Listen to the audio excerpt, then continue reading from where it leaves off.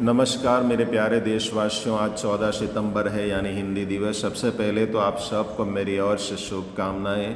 और हिंदी दिवस पर मैं कुछ अपने विचार आपके सामने रखता हूं, जो अगर आपको पसंद आए तो लाइक और सब्सक्राइबर ज़रूर करना, जिसकी वजह से मुझे मोटिवेशन मिल सकते हैं। आइए तो हम देखते हैं कोरोना काल में हिंदी दिवस हम किस तरह मनाते हैं, स्कूलों में किस तरह मनाते हैं, उनके बारे में। मेरे प्यारे देशवासियों, सभी को हिंदी दिन के इस अवसर पर ढेर सारी शुभकामनाएं। आज के ही दिन यानी 14 सितंबर 1949 को हिंदी भाषा को संविधान ने राष्ट्रभाषा घोषित की थी। इससे ये ज़रूर साबित होता है कि अन्य भाषाओं से हिंदी का स्थान अलग है। राष्ट्रभाषा के इस सम्मान को सूरदास, कबीर, मीरा, जायसी, निराला जी, महादेवी वर्मा, अज्ञेय जी, प्रेमचंद जी जैसे मूर्धन्य साहित्यकारों ने हिंदी के इस सम्मान को अपने हिंदी साहित्य लेखन से और ऊंचा बना दिया।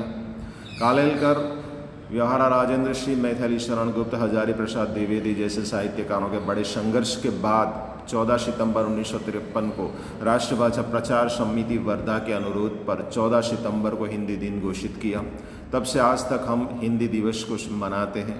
हिंदी दिन के अवसर पर भारत के सभी स्कूल कॉलेजों में विविध कार्यक्रम रखे जाते हैं, जैसे कि निबंध लेखन, भाषण, कविता पठन, सुलेखन, नृत्य, कई तरह की स्पर्धाएं हिंदी के इस शुभ अवसर पर होती है। पर इस साल तो कोरोना वायरस की महामारी की वजह से बच्चे स्कूल में भी नहीं आते हैं, इसलिए सभी कार्यक्रम हम स्कूल में तो नहीं कर सकते। पर हिंदी के प्रति हमारी सच्ची लगन हो तो ये सब प्रवृत्तियां हम घर बैठकर भी कर सकते हैं। हिंदी को सम्मान देने के लिए हम स्वरचित कविता या तो वार्ता लिखकर सोशल मीडिया पर पोस्ट कर कर भी लोगों को हिंदी दिन बधाई दे सकते हैं। 14 सितंबर के पूरे दिन हम सब हमारे जितने भी वाणी व्यवहार करें वो हिंदी में ही करें।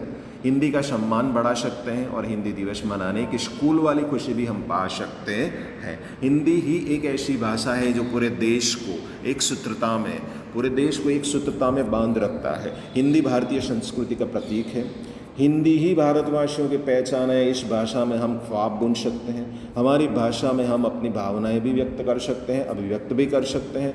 आज लगभग दुनिया के 160 देशों में हिंदी भाषा बोली जाती है। दुनिया में सबसे ज़्यादा अंग्रेजी भाषा बोली जाती है, उसके बाद चीनी, और दुनिया में सबसे बोली जाने वाली भाषाओं में हिंदी तीसरे स्थान पर है।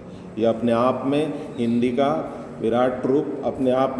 विराट रूप बताता है। यानी हिंदी हमारी ताकत है, हमारी विरासत भी है। हिंदी इतनी सरल भाषा है कि शहरों के लोग तो बोल सकते हैं, पर गांव के देहाती लोग भी हिंदी को बोल सकते हैं। इसीलिए तो सुमित्रानंदन पंत कहते हैं कि हिंदी हमारे राष्ट्र की अभिव्यक्ति का सरलतम स्रोत है। हम सभी को हिंदी भाषा के महात्म्य को और बढ़ाना है। गांव-गांव तक हिंदी का प्रचार करके हर मुख में हिंदी होनी चाहिए। हम सभी देशवासियों को मिलकर हिंदी की रक्षा करनी होगी और हिंदी के विकास को बढ़ाना है। हमारे प्रथम प्रधानमंत्री जवाहरलाल नेहरू कहते थे, हिंदी एक जानदार भाषा है, वह जितना बढ़ेगी देश को उतना ही लाभ होगा। जवाहरलाल नेहरू के इस वाक्य को सुनकर हम सब वर्तमान में हिंदी की जो दशा है वह देखकर दुखी भी होते हैं।